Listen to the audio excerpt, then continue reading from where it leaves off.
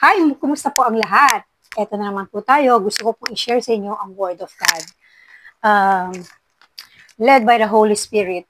Ito po ay makikita sa Ephesians 6, verse 5 hanggang 9. Napatutungkol po ito sa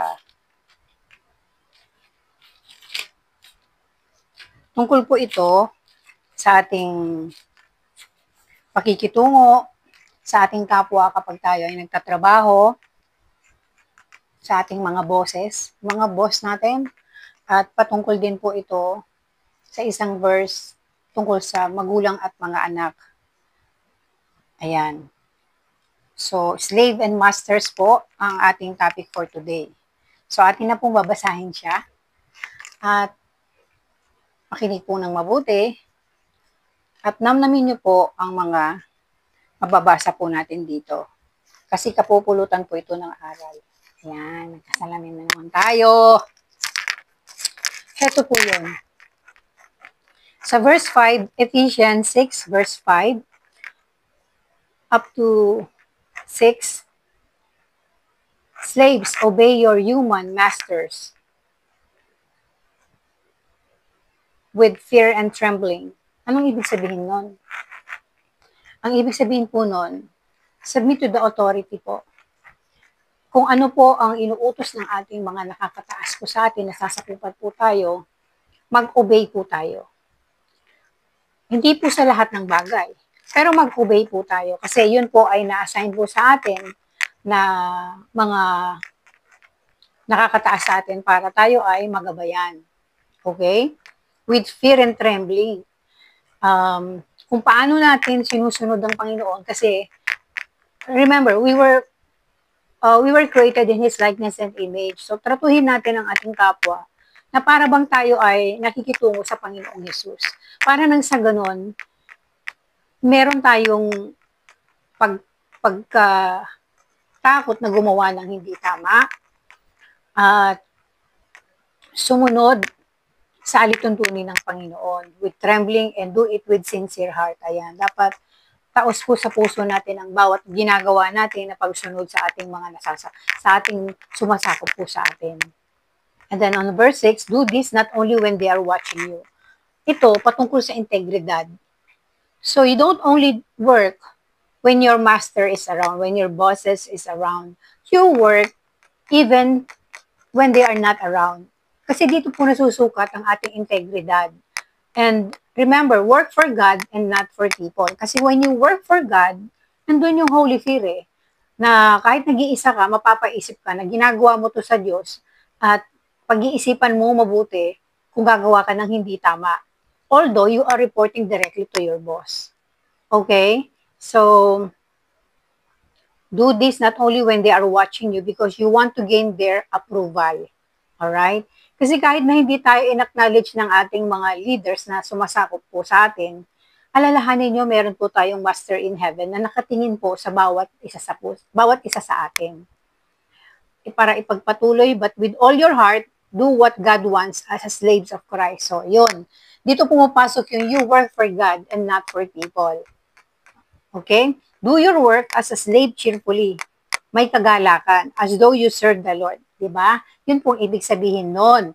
And not merely human beings. Remember, sabi niya sa verse 8, the Lord will reward each of us, whether slave or free, for the good work we do. Ayan. So, alalahanin nyo, sa bawat mabuting ginagawa natin na patungkol sa ating trabaho, ginagawa natin to sa Panginoon, hindi ito mawawalan ng kabuluhan ang ating mga paggawa ng kabutihan. Okay? And then, dito sa verse 9, dito papasok yun, oo, sumusunod tayo sa ating mga bosses, yung ating mga tawag to superior. Okay? O, andun, sumusunod tayo. Pero alalahanin, masters, behave in the same way toward your slaves. So, ito, inuutusan ito. Utos naman ito ng Panginoong Yesus sa mga boss natin.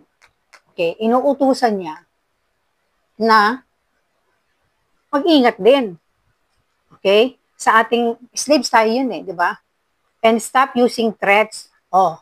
Makinig kayo, mga leaders, mga superior, mga managers. Ito para po sa inyo to. Remember that you and your slaves belong to the same master in heaven, who judges everyone by the same standard. Masters behave in the same way toward your slaves. So, ibig sabihin, kung meron din ipinapataw na kautusan ng Diyos sa mga manggagawa na sumusunod sa mga utos ng mga managers, superior, leaders,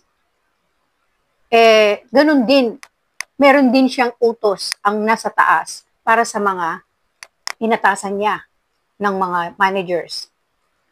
Na huwag kayong gumamit ng pananakot para lang sumunod ang inyong mga nasasakupan na mga trabahador, empleyado, yung mga nasa ranking file. Mag-ingat po kayo. Ito po, hindi galing sa akin. Kumbaga, galing po ito sa salita ng Diyos, dito sa Bible. At sabi niya, remember that you and your slaves belong to the same master in heaven. So, ang manggagawa, tayo pong manggagawa at yung mga leaders, managers, superior, lahat po tayo ay reporting to God. So, mag-iingat po tayo at pag-iisipan natin ang bawat salitang bibitawan natin at galaw. Kasi ito po ay tinitignan ng Diyos, sinusukat po tayo sa puso. Yung laman ng puso po natin. Kaya, wag po tayong mananakot, kayong mga manager sa inyong mga nasasakupan. Huwag niyong gagamitin yung power ninyo para lang makapanakot dahil nandiyan kayo sa posisyon na yan. Dahil ang Diyos ay patas. Wala po siyang kinikilingan. Wala siyang kinakampihan. No partiality po siya. Lahat po tayo ay pantay-pantay ang kanyang tingin. Maganda, pangit, mayaman, mahirap, marunong, walang alam. Lahat po yan ay pantay-pantay. Nasusukat po tayo kung paano natin isinasapamuhay ang kanyang mga inuutos. At ang laman ng puso natin, meron ba itong sinseridad sa ating mga ginagawa? Kaya mag-iingat po tayo. So, tapos na po tayo dun sa slave and masters. So, for today, iyan po ang ating tapalakayin. Sa susunod naman po yung sa children and parents. Dito sa mundong ating ginagalawan, alam niyo po, lahat yan nandito sa Biblia. Pag nagkamali ka, malalaman mo rin kung ano at bakit mo nagawa yon at ano ang katapat na consequences. So, maging patas po tayo sa pakikitungo sa bawat isa. Kailangan po ay mayroon tong sinseridad at may pag-ibig ng Diyos. Alalahanin, ang demonyo, si devil, umasta rin yan na parang anghel para mahulog ka sa kanyang bitag. So, ang tao pa kaya? Nangyayari po yan ngayon. Marami na pong ganyan ang mga nangyayari sa mundo natin. Ang mga tao, nalilinlang, deception po yun. Huwag po tayong magpa-deceive, huwag po tayong magpaloko. Tandaan, we cannot mock God. Okay? So that's for today. I hope meron po kayong natutunan. Ako may natutunan po ako habang binabasa ko po ito. Nag-flashback po sa akin kung paano ang pagsunod ko sa aking mga nasakupan, at mga sinakop po ako. Hindi po ako nabigyan ng magandang pagkatrato noon sa aking mga trabahong pinasukan. Kumbaga, ginawa mo ang tama kasi alam mo na yung tama tsaka matuwid. So, tandaan kahit alam mong ginagawa mo ang tama at matuwid, nandyan pa rin. Nandyan pa rin ang kaaway. Talagang, aano ka niya yung susubukan ka niya kung totoo kang kay Kristo o hindi. Tandaan niyo po, huwag po tayong magpatukso sa kaaway. Ang kaaway andyan para manggulo, mag-destroy, mag-form ng division, at makapanira, at pumatay. Kaya mag-ingat po tayo doon. Ang yakapin po natin lagi ang matuwid na pamumuhay, ang tama, which is God. Remember, God is love. God is just. Tama po? Alright, so for today, I hope nag-enjoy po kayo sa pakikinig. At naway share po ninyo ito pag may natutunan po kayo para mapaalalahanan ang bawat isa po sa atin. Okay? So, God bless you po and see you sa ating susunod na ating tatalakayin at aralin tungkol po sa children and parents. God bless you. I love you all.